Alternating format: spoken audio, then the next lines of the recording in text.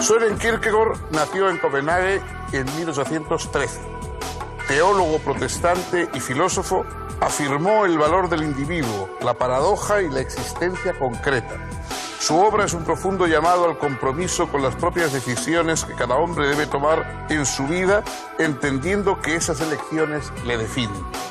Por eso es también una protesta contra la comodidad burguesa y a favor de la libertad individual. ¿Acaso una protesta exagerada, pero oportuna y honesta?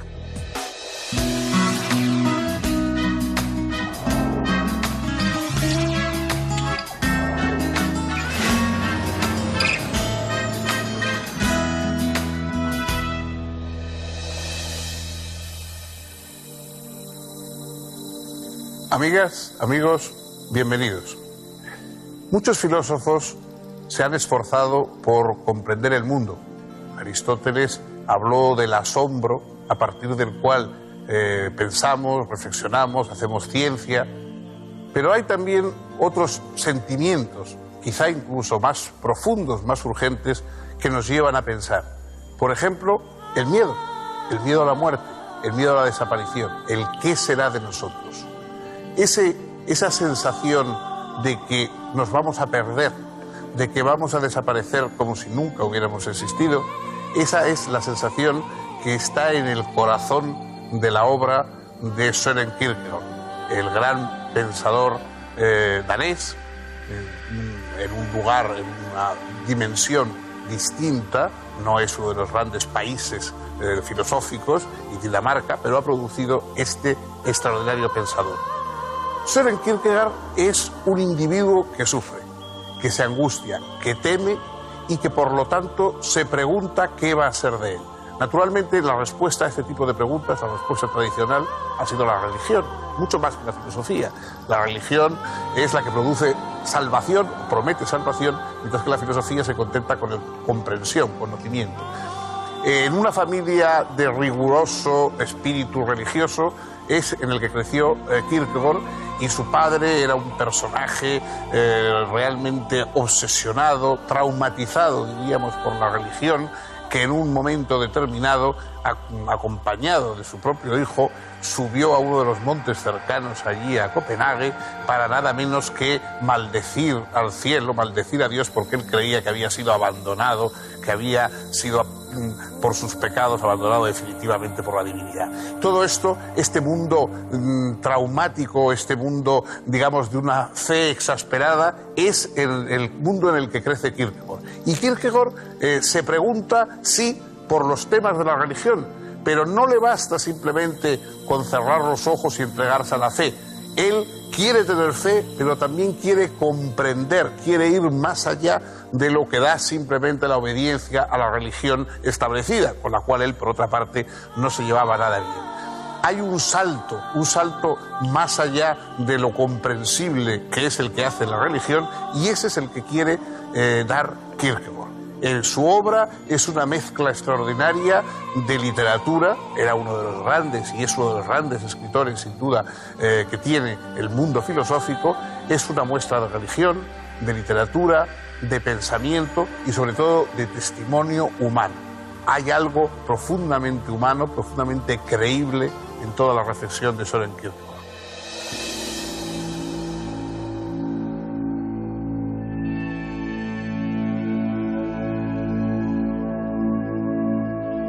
El padre de Søren Kierkegaard nació en Jutlandia, al norte de Dinamarca. Trabajó desde chico y a los 14 años fue a Copenhague, donde se dedicó al comercio textil con mucho éxito. Pronto se transformó en una persona de fortuna. Su primera mujer no le dio hijos y falleció tempranamente. Entonces él contrajo matrimonio con la criada que trabajaba en su casa y a la que estaba unido por un lejano parentesco. Su segunda esposa estaba ya embarazada al momento del casamiento y con los años le fue dando varios hijos. El séptimo fue Søren. Sin embargo, 5 de ellos murieron jóvenes, lo que fue vivido por la familia como una maldición, castigo por la inicial vida en pecado de la pareja. El propio Søren Kierkegaard creía que iba a morir en la juventud. Gracias a la prosperidad familiar, por otra parte, Søren careció de problemas económicos o financieros, pero la relación con su familia en general y con su padre en particular fue extremadamente difícil. En 1830, Kierkegaard fue enviado por su padre a estudiar la carrera teológica, pero prefirió dedicarse a la literatura y a la filosofía, entregándose a una vida mundana y algo licenciosa. Fue pronto conocido por su espíritu crítico y satírico, así como por su habilidad dialéctica, que lo hacía brillar en fiestas y salones. Esto condujo, obviamente, a enfrentamientos cada vez mayores con su padre, que lo veía gastando el tiempo en teatros y cafés. Finalmente, cortaron relaciones. Su padre le otorgó una pensión y las llaves de un departamento y dejaron de tratarse. No obstante, pocos años después, en 1838, el anciano enfermó gravemente y antes de morir se reconcilió con su hijo. Luego del fallecimiento de su padre, Søren retomó las prácticas religiosas que había abandonado y reinició sus estudios con gran entusiasmo. En 1840 se licenció en teología y en 1841 en filosofía.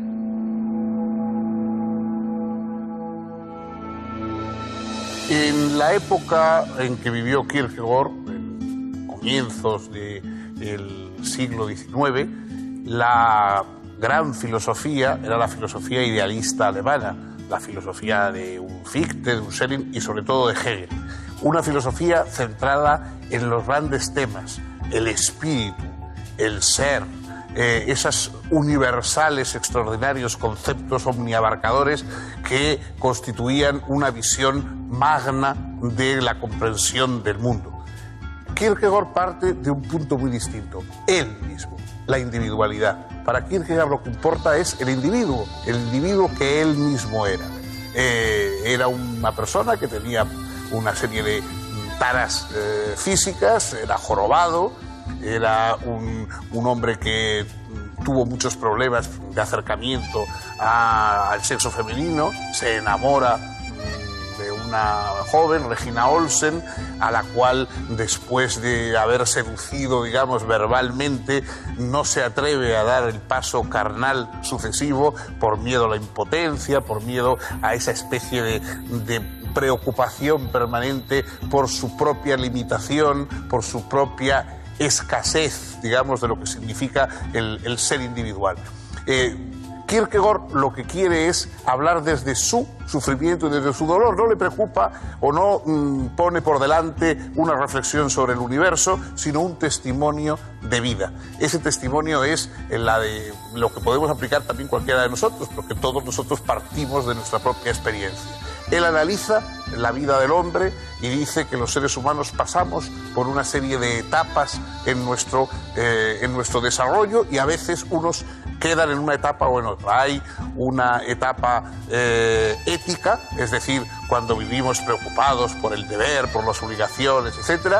Hay una etapa estética en la cual estamos, o algunos están especialmente preocupados por el tema de la belleza, por el tema de la representación de lo hermoso, por el tema de lo sublime, etc. Y hay una etapa religiosa, que es la de quienes lo que buscan es esa salvación, ese rescate frente a la muerte, frente a la perdición, frente al olvido. En esas etapas, oscilando, porque él era un espíritu muy refinado, muy estético, oscilando entre la ética que le atormentaba, la estética que le tentaba y la religión que le prometía salvación, se mueve la figura de ese gran escritor que fue Søren Kierkegaard, que publicó sus diversas obras con seudónimos diferentes, es decir, se fue inventando personalidades distintas desde las que hablar o éticamente, o estéticamente, o religiosamente. Esta es la compleja obra, la compleja figura de Kierkegaard.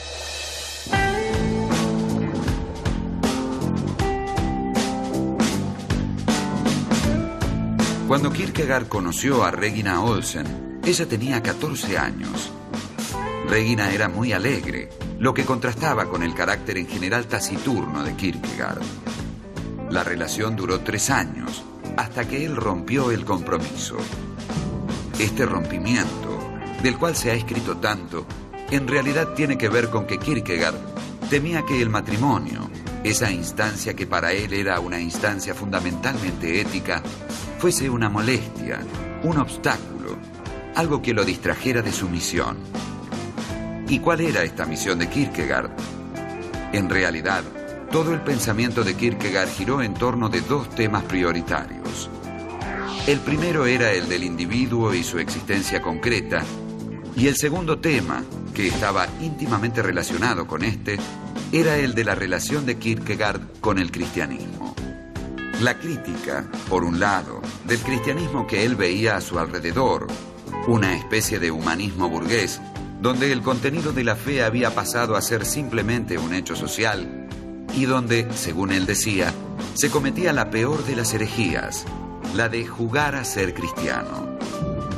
Y por el otro lado, el desafío de ser un verdadero cristiano, desafío que, en última instancia, es imposible.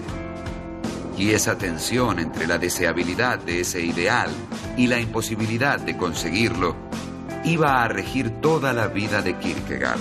Para él, el matrimonio pertenecía al estadio ético de la vida humana, pero su filosofía lo ponía ante una misión que pertenecía claramente al estadio religioso. Quizás esa haya sido la causa profunda del rompimiento con Regina Olsen, a quien, sin embargo, siguió amando. La tesis doctoral de Kierkegaard se tituló El concepto de ironía y giraba en torno de la ironía socrática y del romanticismo. Pero en el fondo, era una crítica a la filosofía hegeliana. Kierkegaard contraponía a la filosofía del sistema una filosofía de la praxis. Por supuesto, según él, la primera había culminado en Hegel, de modo que cuando criticaba al gran filósofo alemán, estaba criticando toda la tradición filosófica occidental desde su lejano origen en Grecia. Para Kierkegaard, Hegel era un cabal representante de la filosofía del sistema, que siempre miraba hacia el pasado y transformaba todo en mediación y en lógica. Este tipo de filosofía pasaba por alto la vida concreta. La vida no es mediación y desenvolvimiento dialéctico. La vida es paradoja y contraste. No procede por síntesis, sino por elección.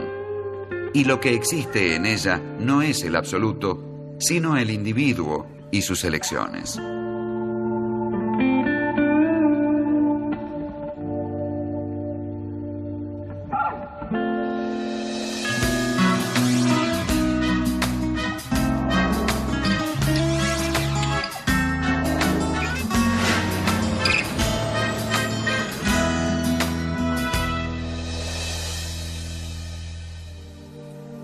El ser humano actúa, es decir, no está programado por la naturaleza para cumplir determinadas funciones, sino que tiene que elegir, tiene que optar. Eso es lo que llamamos libertad. La libertad es, sencillamente, que no tenemos nuestros objetivos biológicos, zoológicos, determinados de una manera fija, como el resto de los animales, sino que tenemos una amplia capacidad de posibilidades distintas frente a las que tenemos que optar. Y entonces dice Kierkegaard, ¿por cuál? Ese sentimiento de vacío, ese sentimiento de no tener ninguna obligación, de poder ir hacia acá, hacia allá, de poder decir sí, no, es lo que, según el pensador danés, nos produce angustia. La angustia es la que sentimos ante el vacío de la libertad, porque ese vacío de la libertad corresponde también al propio vacío de la muerte que presentimos. De modo que el espíritu tiembla, se angustia y, en último término, puede buscar la fe. Pero la fe es a su vez también algo temible, porque la divinidad no nos promete en principio razones, comprensión, utilidad, sino que hay que elegir entre el mundo de la razón y el mundo de lo útil, el mundo de lo verosímil y el mundo de la fe, que es una ruptura absoluta con todo eso. De ahí, por ejemplo, el modelo de la divinidad de Jehová, cuando nada menos que ordena a un padre que suba a un monte y ejecute a su propio hijo. En esa historia bíblica del padre que lleva aterrorizado pero lleno de fe su hijo al monte y está a punto de matarlo hasta que le detiene la mano de Dios, está esa especie de absurdo terrible de la divinidad. La divinidad lo que quiere decir es: no valen ninguno de los razonamientos humanos, no valen ni siquiera los razonamientos éticos que hacen que un padre no pueda matar a su hijo. O crees o no crees, o entras en el mundo de la creencia y entonces todo es posible, puesto que para Dios todo es posible, no hay nada necesario, ni siquiera el pasado, todo puede ser cambiado, todo puede ser borrado. Entrar en el mundo de Dios es entrar en el mundo de la posibilidad pura y abierta permanentemente, o nos permanecemos en el mundo de lo necesario, de lo mecánico, de lo natural, ¿no? Esta es la opción de Kierkegaard, y Kierkegaard busca, probablemente, él dice que nunca encontró fuerza suficiente para convertirse en lo que él llamaba el caballero de la fe, el que es capaz de dar el salto y decir: ahí queda el mundo con su necesidad y con su razón, y yo me entrego a lo irracional, pero salvo. Ese es el planteamiento extremo de Kierkegaard, el planteamiento en el que se desgarró a lo largo de toda su vida.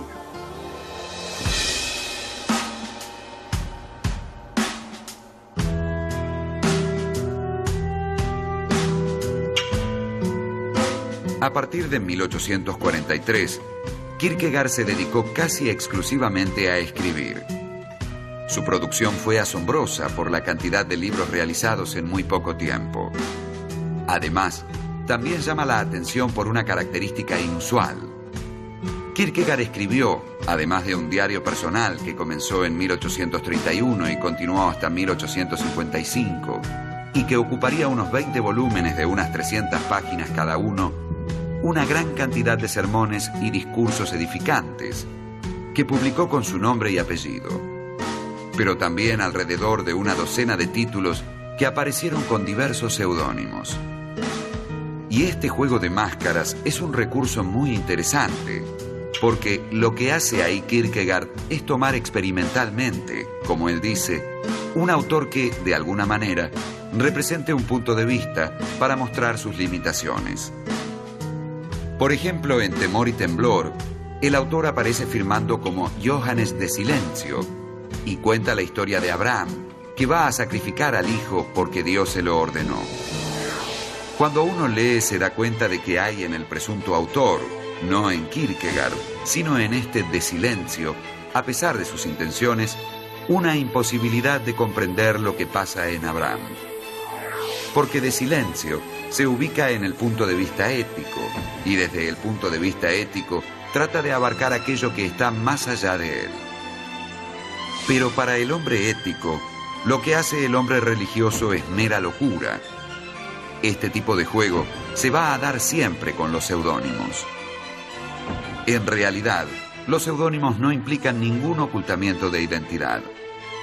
En Copenhague todo el mundo sabía quién era el autor de sus libros. En uno de sus escritos, Kierkegaard decía que a lo largo de los años había ido acumulando fantasmas y que el uso de seudónimos le permitía sacarlos de sí. Es decir, tomar un punto de vista y desarrollarlo para ver hasta dónde podía llegar. A partir del estudio de diversos personajes, como Sócrates, Don Juan, Fausto y Antígona, entre otros, y a través de los diferentes seudónimos utilizados, Kierkegaard pudo exponer distintas opciones de vida, o, como él decía, diferentes estadios. Se trataba básicamente de 3 estadios: el estético, el ético y el religioso. Entre ellos no había mediación posible, sino solo riesgo, salto, decisión. Por ejemplo, encontramos que hay un período que comienza en 1843 y va hasta 1847, donde el seudónimo que más aparece es Johannes Climacus, y no deja de llamar la atención que los escritos posteriores, de 1848 a 1851, tienen como seudónimo Anticlimacus, es decir, lo contrario. Y el punto de vista de este Anticlimacus es el punto de vista de lo que Kierkegaard consideraba que era realmente el punto de vista del cristianismo. Para él, la fe es una relación personal entre el individuo y el tú absoluto que lo interpela. esa relación es resignación y confianza infinitas. Es un salto sobre el abismo de la incertidumbre. Esta interpretación kierkegaardiana de la fe puso en primer plano al individuo concreto, es decir, singular y sufriente, capaz de asumir su subjetividad como su única verdad y su relación con Dios como un salto sobre el abismo de la nada. El individuo está siempre expuesto a la nada, y esa exposición es la angustia misma que revela su libertad, su responsabilidad y el riesgo ineludible de elegirse a sí mismo a cada paso. Esta concepción del cristianismo, desarrollada por Kierkegaard, chocaba con el cristianismo burgués que alentaba la iglesia danesa. Este conflicto llegó a su punto máximo cuando, a la muerte del obispo Muntzen, se habló de su vida como de un testimonio de la fe. Kierkegaard contestó que la vida de un cristiano, para llegar a ser un testimonio de la fe, tenía que estar expuesta al dolor, al sufrimiento y a la persecución, lo que no había sido el caso del buen obispo. Esto generó respuestas y, nuevamente, artículos de parte suya, una veintena de artículos que llegaron prácticamente hasta el momento de su muerte. Un día de octubre de 1855, Kierkegaard se desmayó en el medio de la calle, víctima de un derrame cerebral.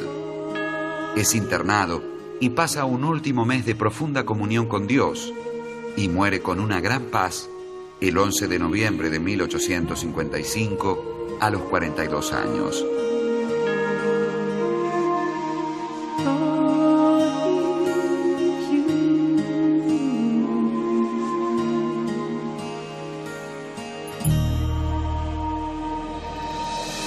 Søren Kierkegaard escribió, y muy bien por cierto, toda su obra en danés, que naturalmente es una lengua de un reducido número de hablantes y además no de las principales lenguas europeas en el terreno del intelecto, de la ciencia, etc. Durante mucho tiempo, a pesar de que en su época gozó de notoriedad y fue un hombre conocido, él pasó desapercibido porque el mundo en el que había ejercido su pensamiento y su polémica no era en los grandes centros europeos. Poco a poco fue siendo descubierto. Bastantes décadas después de la muerte es cuando Kierkegaard empieza a ser descubierto, y empieza a ser descubierto como embrión de eso que luego se llamará en el siglo XX existencialismo. La filosofía existencialista, basada en la existencia del ser humano, en su angustia, en su perplejidad, esa filosofía tiene un precedente importante en Kierkegaard. Muchos autores a comienzos, en el cambio del siglo XIX al siglo XX, redescubren la obra de Kierkegaard. En nuestra lengua está la figura de Miguel de Unamuno, que es uno de los lectores, de los primeros lectores de Kierkegaard. Y por supuesto, después está su influencia en los filósofos franceses y también en el propio Heidegger y en el existencialismo alemán. La figura de Kierkegaard es una figura más reconocida en el siglo XX que en el propio siglo XIX, en la que es cuando él escribió. Hoy, por supuesto, su lenguaje sigue resultándonos extraordinariamente atractivo. Sus obras son obras literarias. Da igual que vayamos a compartir su punto de vista. Sus obras son unas obras de una extraordinaria, de una fuerza literaria y, sobre todo, de una emoción vivida. Porque las obras de Kierkegaard son emocionantes. Es decir, hay alguien que está debatiéndose con problemas terribles. Hay alguien que está ofreciendo un camino extraño, absurdo y sin embargo a veces tentador, que es el de ese Dios que no se pliega a nada, ni a la razón, ni a la necesidad, y que promete, déjalo todo y cree esto y así te salvarás. Bueno, esa figura puede no ser, digamos, hoy naturalmente la posición más habitual. Incluso la Iglesia Católica y los creyentes pretenden más o menos ser racionales y ofrecer, digamos, un planteamiento racional que no tiene nada que ver con el Dios en el que piensa Kierkegaard. Pero su obra como expresión subjetiva del pensar, ese tipo de ensayo que no es un ensayo académico, que no es un ensayo que puede enseñarse en una clase, sino que es un grito que sale de una persona que sufre, eso sigue siendo hoy vigente y sigue siendo una lectura que puede emocionarnos y que puede interesarnos a cualquiera de los lectores actuales. Pues bien, aquí hoy dejamos estas reflexiones, este contar la historia de los grandes filósofos. El próximo día, si vuelven ustedes a estar con nosotros, vamos a tratar otra figura, otro pensador, otro enfoque en el misterio, en la complejidad del mundo.